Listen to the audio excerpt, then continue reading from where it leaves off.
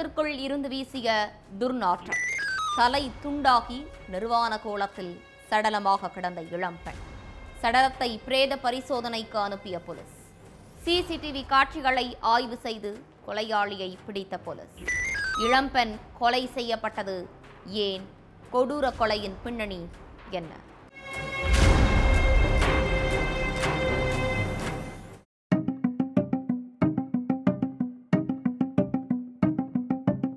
December 6ஆம் தேதி யமுனா நகர்ல உள்ள ஒரு தோட்டத்துக்குள்ள இருந்து ஒரே துர்நாற்றமா வீசி இருக்கு. ஏன் இப்படி நாற்றம் வீசுதுன்னு நினைச்ச பொதுமக்கள் அந்த தோட்டத்துக்குள்ள போய் பார்த்திருக்காங்க. அப்ப தலை துண்டான நிலையிலையும் உடல் செதஞ்சு போன நிலையிலையும் ஒட்டு துணி இல்லாம நிர்வாணமா இளம்பெண்ணோட சடலம் ஒண்ணு கிடந்திருக்கு. இந்த விஷயத்தை கேள்விப்பட்டு உடனே ஸ்பாட்டுக்கு வந்த போலீஸ் சடலத்தை மீட்டு போஸ்ட்மார்ட்டத்துக்கு அனுப்பி வச்சாங்க. அடுத்து அங்க கிடந்த ஒரு ஹேண்ட் பேக்கை எடுத்து அதுல இருந்த கவர்மெண்ட் ஐடியை எடுத்து பார்த்திருக்காங்க. அதுல தான் உயிரிழந்தது இளம்பெண் உமான்னு தெரிய வந்துச்சு. அடுத்து இளம்பெண்ணை கொலை செஞ்சது யாரு, எதனால இந்த கொலை நடந்துச்சுன்னு தெரிஞ்சுக்க போலீஸ் அங்கிருந்த கிராம மக்கள் கிட்ட விசாரிச்சாங்க. அடுத்து அந்த ஏரியா ஃபுல்லா தீவிரமா தேடுதல் வேட்டையிலையும் இறங்கினாங்க. ஆனா போலீஸுக்கு எந்த ஒரு துப்பும் கிடைக்கல. கொலையாளி பக்கத்து மாநிலத்துக்கு தப்பிச்சு போயிருப்பாருன்னு நினைச்ச போலீஸ் இந்த கொலை சம்பவத்தை பத்தி இமாச்சல பிரதேசம், சண்டிகர், உத்தரகண்ட் மற்றும் உத்தரப்பிரதேச மாவட்ட போலீஸுக்கும் தகவல் கொடுத்து கொலையாளி பத்தி துப்பு கிடைச்சா சொல்ல சொல்லியிருக்காங்க. ஆனா அதுலயும் எந்த ஒரு தகவலும் போலீஸுக்கு கிடைக்கல. அதுக்கப்புறம் அந்த ஏரியாவில் உள்ள சிசிடிவி காட்சிகளை எடுத்து ஆய்வு பண்ணியிருக்காங்க. அப்ப உயிரிழந்த பொண்ணும் இளைஞர் ஒருத்தரும் பைக்ல ஒன்னா சுத்தின காட்சிகள் பதிவாகி இருந்துச்சு. இதனால கொலையாளி யாருன்னு தெரிஞ்சுக்கிட்ட போலீஸ் தலைமறைவா இருந்த நபரை வலை வீசி தேட ஆரம்பிச்சாங்க.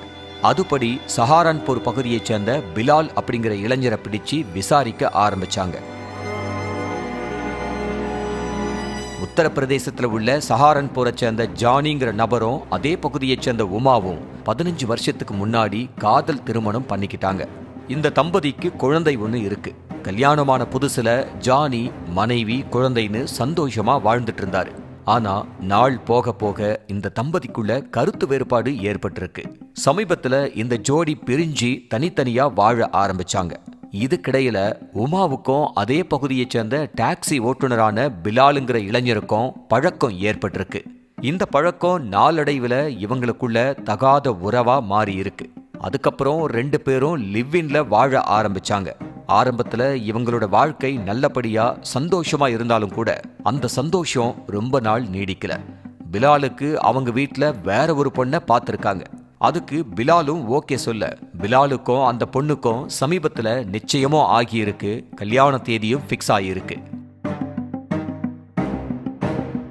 இந்த விஷயத்தை கேள்விப்பட்டு கொதிச்சு போன உமா, நான் உன்னை நம்பிதான் வந்தேன், இப்ப நீ வீட்டுல பாக்குற பொண்ணை கல்யாணம் பண்ணிக்க முடிவு பண்ணா என்ன அர்த்தம்னு கேட்டு சண்டை போட்டிருக்காங்க. அதுக்கு பிலால், நான் உன்னை டைம் பாஸுக்கு தான் லவ் பண்ணேன், நீ ஒழுங்கா உன் கணவன் கூடவே போயிரு, என்னால லைஃப் ஃபுல்லா உன் கூட வாழ முடியாது, நீ உன் கணவன் கூட போயிட்டு சந்தோஷமா வாழுன்னு சொல்லியிருக்காரு. ஆனா அதை ஏற்க மறுத்த உமா பிலால் கூட சண்டை போட்டிருக்காங்க. இதனால 2 பேருக்கும் இடையில பிரச்சனை ஏற்பட்டிருக்கு. தன்னை திருமணம் பண்ணிக்க சொல்லி உமா தொடர்ந்து பிலாலை டார்ச்சர் பண்ணிட்டும் இருந்திருக்காங்க. இதனால கடும் கோபமான பிலால், உமா உயிரோட இருந்தா லிவ்இன் உறவை வெளியில சொல்லி நம்மள அசிங்கப்படுத்திடுவான்னு பயந்திருக்காரு. அதே மாதிரி உமாவை உயிரோடு விட்டு வச்சா நாம நிம்மதியா வாழ முடியாதுன்னு நினைச்சு அவங்கள கொலை செய்ய திட்டம் போட்டிருக்காரு. சம்பவத்தன்னைக்கு உமாவை கூட்டிட்டு ஊர் சுத்த போன பிலால் அங்க இருக்கிற ஒரு காட்டு பகுதிக்குள்ள வச்சு அவங்க கிட்ட சண்டை போட்டிருக்கான். அப்ப திடீர்னு உமாவோட கழுத்தை நெரிச்சிருக்கான். மறைச்சு வச்சிருந்த கத்தியை எடுத்தும் உமாவோட உடல்ல சரமாரியா குத்தி இருக்கான். இதுல சம்பவ இடத்திலேயே சுருண்டு விழுந்த உமா துடிக்க துடிக்க உயிரிழந்துட்டாங்க. அப்பவும் ஆத்திரம் தீராத பிலால் உமாவோட கழுத்தை கரகரன்னு அறுத்து துண்டா எடுத்திருக்கான். அதுக்கடுத்து உமாவோட துணி எல்லாத்தையும் கழட்டி உடலை சிதைச்ச பிலால் சடலத்தை நிர்வாண கோலத்துல அங்கேயே போட்டுட்டு போயிட்டான். இந்த விஷயத்தை கேள்விப்பட்டு ஸ்பாட்டுக்கு போன போலீஸ் சிசிடிவி காட்சிகளை ஆய்வு பண்ணி தலைமறைவா இருந்த பிலாலை அரெஸ்ட் பண்ணி சிறையில அடைச்சிட்டாங்க.